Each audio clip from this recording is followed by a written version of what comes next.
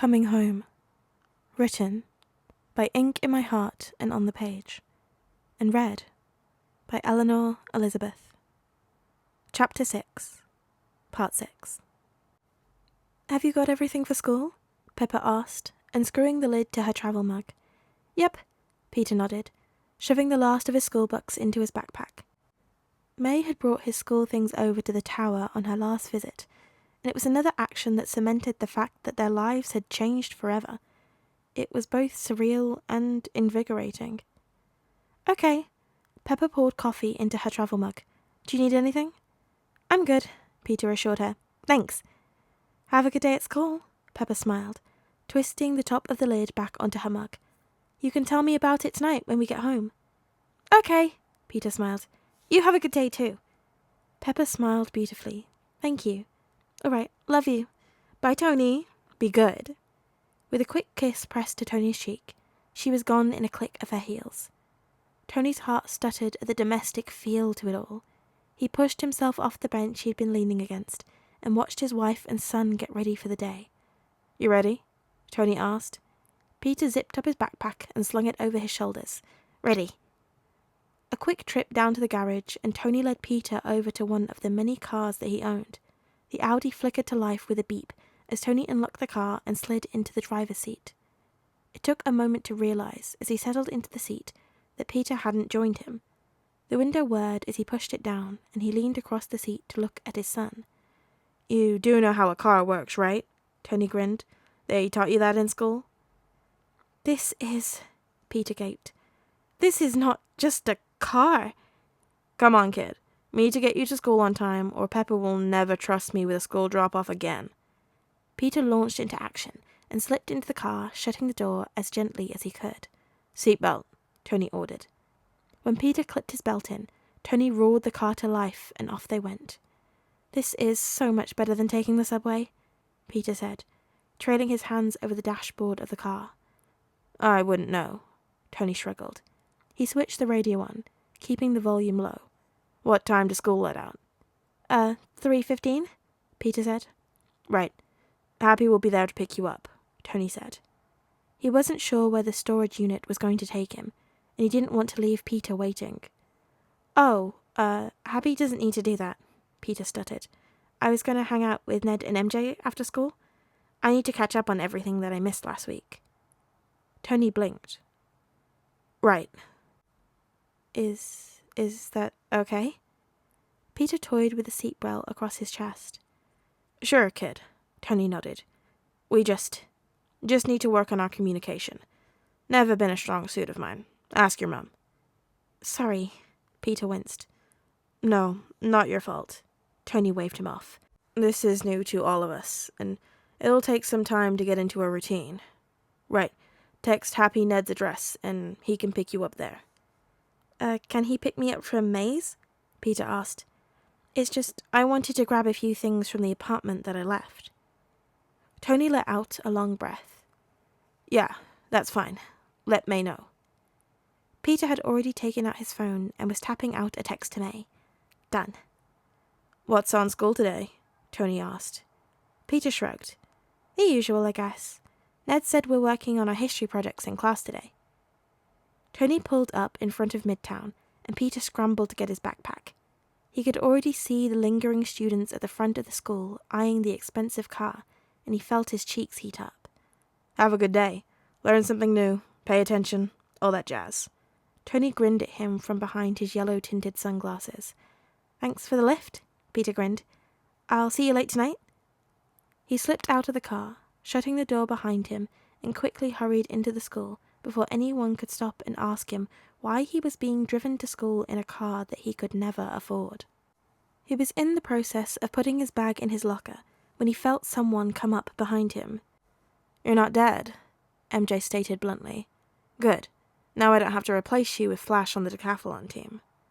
Hey, MJ. Peter whirled round to face her. Nope, not dead. Just, bad cold? Right. A cold, MJ repeated, eyes narrowing. So you didn't hurt yourself swinging around Queens acting as the vigilante known as Spider-Man? Peter's mouth dropped open. What? I'm not... Don't hurt yourself trying to deny it, MJ snorted. Hey guys, Ned joined them. Dude, do you really get dropped off in an Audi?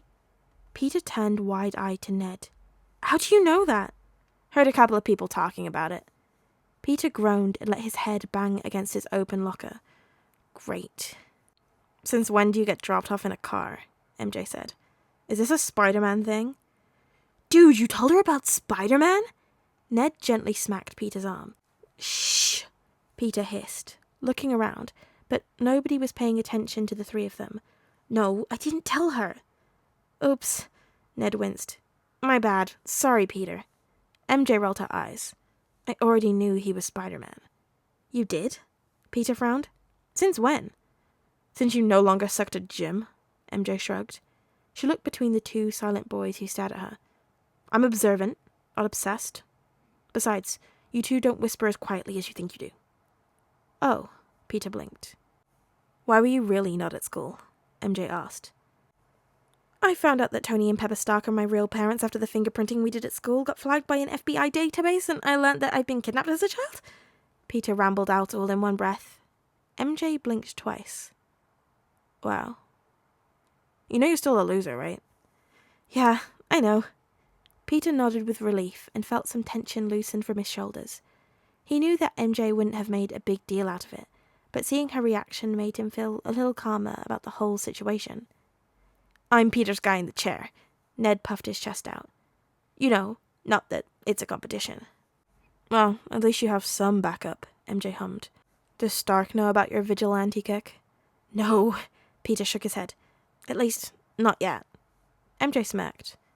I can't wait to draw that crisis. Peter groaned and smacked his head against the locker again. What number are we looking at Friday? Tony murmured as he slunk past the rows and rows of metal shutters. It had been far too easy to sneak into the storage unit facility, Tony easily hacking past the less than adequate security system that was in place. Saying that the facility looked run down was paying the place a compliment. Unit 52, boss, Friday responded. Friday ducked down another row and came to a stop in front of number 52. The lock was a simple padlock that Tony broke in no time and was lifting up the door. He slipped in underneath and pushed the door down behind him. Friday, let's get some light in here, Tony said. In an instant, the room flickered with light that came from the glasses that Tony wore. It looked like a typical storage unit, boxes stacked high on one another, a couch covered in dust and an old bike in the corner. There was nothing that screamed out of the ordinary, and Tony huffed. He moved to the nearest box, flipped the lid off, and coughed as a plume of dust rose up. All right, Friday, make sure you scan everything you see. Got it, boss, Friday said. Methodically, Tony started moving through the boxes. Most of the boxes contained unimportant things, like old cooking pots, clothes that smelled musty and had visible holes in them where moths had got into them. Tony had begun to build up a sweat shifting boxes around in the limited space. He had just finished shifting a large stack when something silver caught his eye. Kicking and shoving the stack of boxes away, he lifted up the heavy blanket that was half concealing a locked filing cabinet. What do we have here? Tony murmured. He reached out and pulled at the drawer, and to no surprise found that it was locked. Reaching into his jacket, he pulled out a small wallet. Unzipping it, he pulled out the necessary tools to pick the lock. Putting the wallet between his teeth, Tony worked on the lock until he heard a click, and the drawer slid open at his pull. Jackpot. Tony shoved the tools back into his jacket pocket and began rifling through the drawer. Tony quickly gathered that the files were of research that Richard and Mary had been doing. Some of the notes were typed, others were handwritten scrawls with equations and ideas. As Tony scanned over the files, he saw no marker that this belonged to Oscorp, and realised that this was their own personal research. He made note to go through it properly when he wasn't standing in a dingy, rat-ridden, moth-biting storage unit. He flicked through each file until his hands froze and his heartbeat pounded in his chest. On the tab of the file, Peter Stark was written in black marker. Tony's hand shook as he pulled the file out and swallowed the lump in his throat as he opened it up. His eyes were immediately drawn to the image of Peter. His son was 3 in the picture, his missing 2 front teeth visible when he grinned at the camera. It was the same picture that sat atop the piano at their Malibu home before it had been destroyed. He flipped the picture up and scanned the page in front of him, jaw clenching tighter and tighter the more he read. It was information all about Peter, from his age, weight, and height, to where he went during the day, to who he was left with, a detailed report of Peter's every move. Tony growled and slammed the file shut and kicked the filing cabinet. The clang of his shoe hitting the cabinet rang throughout the unit, but there was a small thunk that didn't belong. With a frown, Tony flicked through the files again until he reached the back of the drawer and found a handheld tape recorder at the bottom. He picked it up, a small device fitting into his palm, and he clicked play. The unit immediately filled with a voice that Tony recognized, Obadiah Stane. Target's name is Peter Stark, 3 years old. You will receive $20 million into an offshore account for taking him in. Make sure you keep the boy out of sight for a few months. Take a trip, I don't care.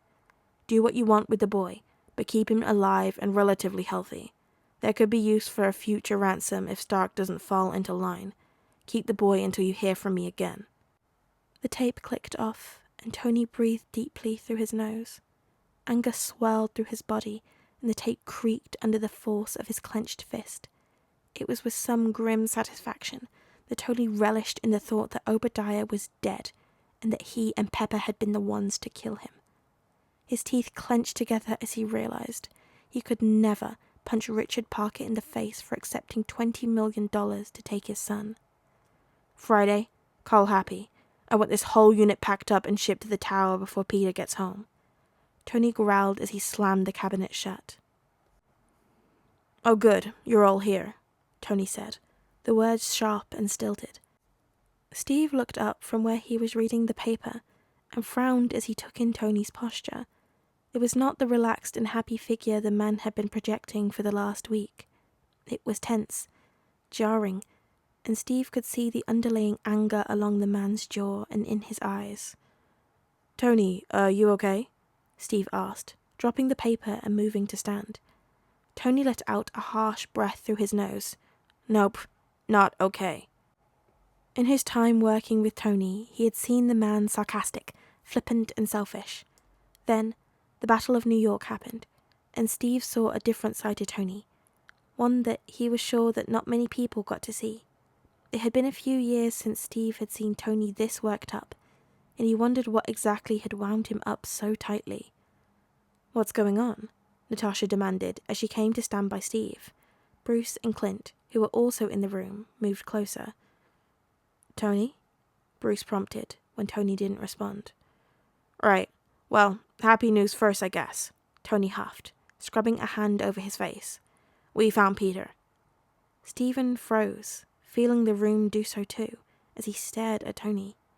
It was after the Battle of New York, when Steve had found out about Peter. They had been eating shawarma together, all silent with exhaustion as they processed what they had just done. Then, out of nowhere, Tony had said he hoped Peter, wherever he was safe. While most of the team had been aware that Peter had been kidnapped, Steve had no idea. He had learned a lot about Tony that night. From that night on, the team had made a silent pact to help find Peter and bring him home. While the team had continued to grow, they never stopped looking for Pete, but even they hadn't been able to find him. You found Peter? Stephen repeated. Yep, Tony nodded, a small, quick grin lifting his lips. Is he okay? Natasha dared to ask the question they were all dreading. Yeah, Tony breathed out. Yeah, he's fine. He's healthy and untraumatized. When did you find out? Bruce asked, moving to clap Tony on the back, a grin on his face. Last week, Tony said. He got fingerprinted at school, if you can believe it. He's been here? Steve asked, eyebrows rising in surprise. Yeah, sorry, Tony winced. I wanted to keep him to myself for a little bit. That's okay, Tony. Steve smiled softly. We understand. We're really happy for you and Pepper. Thanks, Tony nodded. How come we didn't hear about this in the news? Clint asked. Peter returning home is something I expected every media station to be projecting. We've been keeping a tight lid on it, Tony explained. It's complicated. Kid had no idea he'd been kidnapped, and the kicker is, neither did the aunt who was taking care of him. Wait, what? Bruce shook his head. How did she not know Peter was kidnapped? Obadiah Stane. Tony spat the name and brought out what Steve recognized as a tape recorder. He pressed play, and Steven sucked in a breath. Target's name is Peter Stark, 3 years old. You will receive $20 million into an offshore account for taking him in. Make sure you keep the boy out of sight for a few months. Take a trip, I don't care. Do what you want with the boy, but keep him alive and relatively healthy. There could be use for a future ransom if Stark doesn't fall into line. Keep the boy until you hear from me again. There was a heavy silence as the recorder clicked off, and Steve found his hands were clenched by his sides. Who had him? Clint asked, his jaw clenched tightly. Richard and Mary Parker, Tony growled. I take it you've already had them detained? Natasha asked. No need, unfortunately, Tony huffed. They died in a plane crash when Peter was 6. He went to live with who he thought was his aunt and uncle, who had no idea he was actually mine. You're joking, Steve frowned. I wish I was, Tony sighed, rubbing a hand through his hair. It's probably why we had such a hard time trying to find him. We got lucky with his fingerprints. That's unbelievable, Bruce shook his head. They really had no idea? No, Ben Parker passed away 6 months ago, and it's unclear if he knew or not, but May had no idea. She's actually been really good about the whole thing. You think Ben knew? Natasha asked. I found a storage unit with Ben's name on it, where I found this lovely gem. Tony waved the recorder. I got happy bringing everything to the tower as we speak. I want us to go over it. I think it goes without saying that I don't want Peter knowing about this. He glanced around at the team. We will keep it quiet, Steve promised. Please do, Tony said. Kid really liked Ben, and he really loves May. Understood, Natasha nodded. Don't worry, Tony. We'll get to the bottom of it. Thanks, Tony nodded. Do we get to meet Peter? Steve asked, looking hopeful. Kid would love that, Tony finally smiled. He's a big fan. Choked on a pancake when he met Rhodey. Clint snorted. So he's graceful? He's a genius, Tony boasted. I'm sure he is, Steve chuckled. No, seriously, Tony said. The kid is an actual genius. He goes to Midtown School of Science and Technology. Got himself a full scholarship, is top of his class. He could be going to college if he wanted to. Can't say that's surprising, Bruce smiled. Not with you and Pepper as parents. Now I really want to meet him, Natasha smirked. I want to see him out-science the great Tony Stark. Tony spluttered, and Steve couldn't help but laugh. Steve had seen a lot in his time, but he had to say that seeing Tony be reunited with his son was probably the greatest thing he'd ever seen. Peter couldn't help the giddy grin on his face as he swung around Queens. It felt so good to be back in his Spider-Man gear. Though he wished he had the suit that Tony was designing, he was still immensely happy to be out patrolling again. He felt a little guilty about lying to Tony about spending the afternoon with Ned and MJ. He had managed to catch up on what he'd missed during lunchtime, but when the bell rang, he waved his friends goodbye and ducked into the nearest alleyway to change. Already, he'd helped a lady load her groceries into her car and stopped someone from stealing a bike and rescued a baby bird that had fallen from a tree. All in all, it was a great patrol. Until he was swinging over a building when his spider senses started to go crazy. He looked up just in time to see an arrow pass through his web, snapping it, and he was falling out of the sky. Peter yelped, landing on top of a building with a thump, and then went skidding across the tough surface, even managing to flip over a couple of times. He came to a stop when he slammed into the building's edge, and he groaned. Who the hell is shooting arrows in Queens? Peter moaned. He didn't get a response, but he pulled himself up, wincing as he felt his body ache. He was in the process of dusting himself off when his senses went off again and he heard a grunt. His eyes widened as he watched Captain America leap up over the edge of a building and land lightly on the roof. The superhero straightened, locking eyes on Peter. Spider-Man? Captain America nodded. Captain? Peter stammered, awkwardly saluting. Big fan, nice to meet you. Peter knew he was going to run into the Avengers at some point. but he really wasn't expecting them on his first patrol back. He swallowed, looking nervously to the skies for the Iron Man suit. He couldn't see it, but he did see Hawkeye perched on a building not too far from his, another arrow locked on him. That explained who shot him down. He really wished he'd taken up Ned's offer to rehearse the first meeting with the Avengers. "Nice costume," Steve said. Peter felt his cheeks flush under the mask, and he crossed his arms over his chest. "I'm on a budget." He purposely lowered his voice so that Tony wouldn't recognize him. He knew that just because he couldn't see him didn't mean he wasn't around. "Did you come here just to insult my outfit?" Ned was never going to believe that he just sassed Captain America, if he managed to make it out of this to tell Ned about it. He wondered if MJ would be impressed. "No," Steve said. "We need to talk." "About what?" Peter asked, though he already knew the answer. "About you and what you've been doing," Steve said casually. "You're gaining a lot of attention." Peter shifted. "I'm not hurting anyone," he blurted out. Be cool, be cool, be cool," he scolded himself. "Yeah," Steve said. "Come back with me to the Avengers Tower and we can talk properly there." "No, thank you," Peter said. There was no way he could get back to the tower without Tony finding out exactly who he was, and he was not ready to open that can of worms just yet. "No," Steve repeated.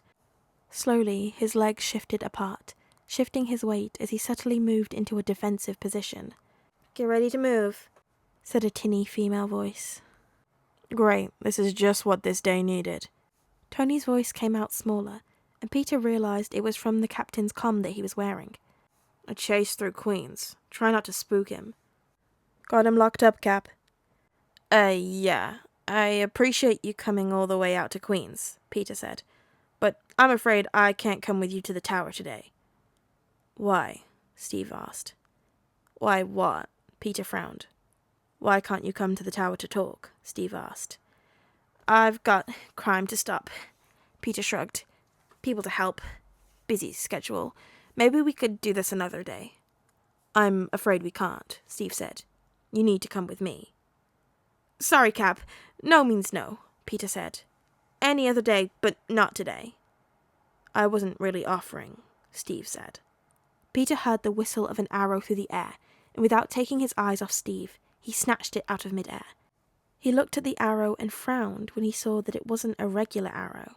There was something on the end, something that looked like a capsule. On the inside was a yellow-coloured liquid and a small needle stuck out the end. "He caught my arrow," Hawkeye said in disbelief. "He didn't even look." "I'm moving in," Tony said, and Peter could hear the sound of Iron Man's repulsors in the distance. Is this a drug?" Peter said, waving the arrow at Steve. "Did you just try and drug me?" "Take it easy," Steve said. "It was just a precaution." "You said you just wanted to talk," Peter said hotly. "We do." "This isn't talking," Peter snapped. He could hear his dad getting closer. You tried to drug me." "You're an enhanced individual," Steve said quickly. "We need to talk to you, and this was just a precaution," Peter huffed. "You had every intention of taking me to the tower whether I said yes or no, didn't you? What if I didn't want to talk? Then what?" "Spider-Man." Peter didn't let him finish. He threw his arms out, fingers hitting the trigger of his web shooters. The web flew out, wrapping around Steve's legs. Peter yanked on them hard, sending the captain flailing to the ground. Before he even hit the roof, Peter was running. He sprinted past Steve, who was already getting to his feet, and dodged another arrow that came flying his way. His senses went off, and Peter turned, raising his hand just in time to catch the shield that was heading directly towards him. He caught it easily, feeling a brief satisfaction at the surprised look on Steve's face. "You can have this back when you learn to play nicely." Peter patted the shield and then leapt off the side of the building. "Nat, he's heading your way," he heard Steve say. Peter leapt off the side of the building, quickly webbing the shield to his back, and he crawled along the side of the building. "Got him," Natasha said. "Stark, I'm flushing him out to you." "Nope," Peter muttered to himself. Peter launched himself off to the side of the building, throwing a web out and catching the other side of the building. He swung himself down into an alley, catching himself on the back end of a building before jumping to another. "I've lost sight of him." Natasha's voice sounded distant now. "Stark, "Hold on," Stark said. In a panic, Peter let himself slide down the edge of a building, straight into an open dumpster, and with a web he pulled the lid closed. The dumpster stunk, and Peter clapped a hand over his mouth and nose in an attempt to block it. He froze as he could hear the Iron Man suit flying around. He didn't dare move, the captain's shield digging into his back. Oh God, Peter thought, I stole Captain America's shield. Eventually, the sound of Iron Man disappeared, but Peter didn't leave the dumpster until an hour had passed. Hesitantly, he opened the dumpster and peered out. There was no one there, so he leapt out and breathed in the fresh air. He made his way back to the apartment carefully, making sure not to take a direct route. Anger swirled inside his gut. Tony had lied to him. He had assured Peter that he only wanted to talk to Spider-Man, but they seemed pretty intent on bringing him into the tower. That did not seem like just talking to Peter. As the shield on his back shifted, Peter felt some smug satisfaction. As he replayed the moment over and over in his mind, the satisfaction had worn off by the time he crawled up into the apartment building and into his bedroom via the window, and instead left a lingering sadness. Though he should have felt pleased that the Avengers thought him strong enough that they needed to drug him, he felt sad by the fact that they viewed him as a threat, when all he wanted to do was help the little guy. By the time he made it home, he had just enough time to shower, using half a bottle of shampoo on his hair, and double-bagged his suit and stashed it in the bottom of his backpack before Happy arrived. He hid the shield under his bed, making a mental note to pick it up another day, and slid into the back seat of the car. "Hey, Happy," Peter grinned, buckling himself in. "Hey, kid," Happy nodded. "You have a good day?" Peter shrugged. "It was all right. Nice to be back in school." "You catch up on all your work?" Happy asked, glancing at him through the rearview mirror. "Yep," Peter nodded. "All caught up. Ned and MJ were really cool and helped me with everything this afternoon." Something bitter filled his mouth as he lied. How was your day?" "It was fun," Happy said. "What did you do?" Peter asked in an attempt to distract himself. "What does the head of security do exactly? How did you become head of security? When did you start working for Mr. Tony?" Peter watched as Happy rolled his eyes in the mirror, but was pleased when the man answered his questions, even if they were reluctant.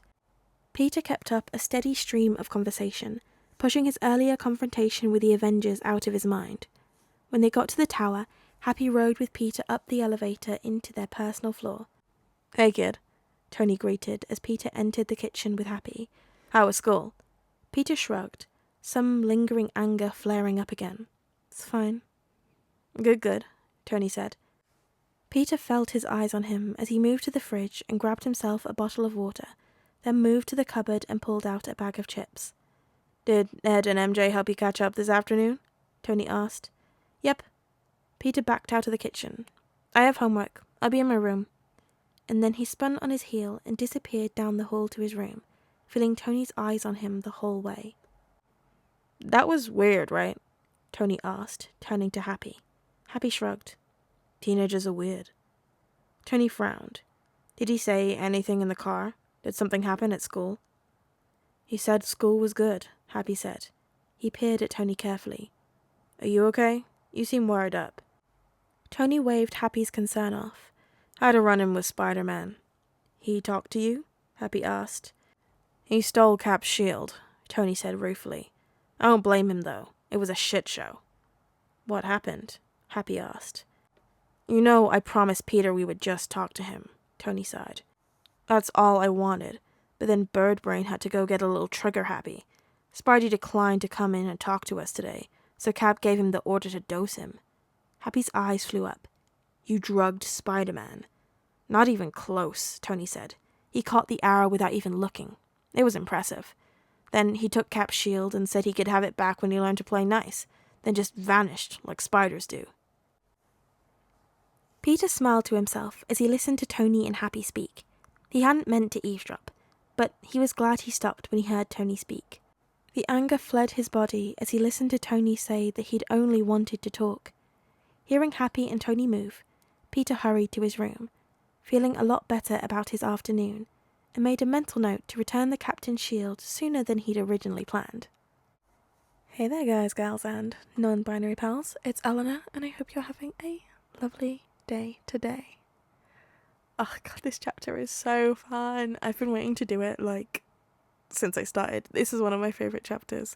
I just love how mad Peter is about them trying to drug him, which, like, absolutely fair. Like, obviously he should be mad, but just like the thought of just him on this rooftop, like stealing his shield, being like, you tried to drug me, like, I'm taking your shield. I just love Peter. He's amazing. He's such a cutie. And, you know, it's nice that, you know, once he gets home, we do, by the end of the chapter, get this, like, okay, Peter sees that, like, this wasn't the plan, things just kind of went to shit, and that nobody really wanted this to be how it went down, and some people get a little too trigger happy, and they just were like, we just gotta bring him in because Fury said so, which, you know, a mistake, really. He should just stay as is. But what did you guys think of the chapter? Did you enjoy it? Did you find it fun? Also, you know, we've learnt some big stuff about the Parkers and Peter's kidnapping and what's going on then. The plot thickens. The intrigue.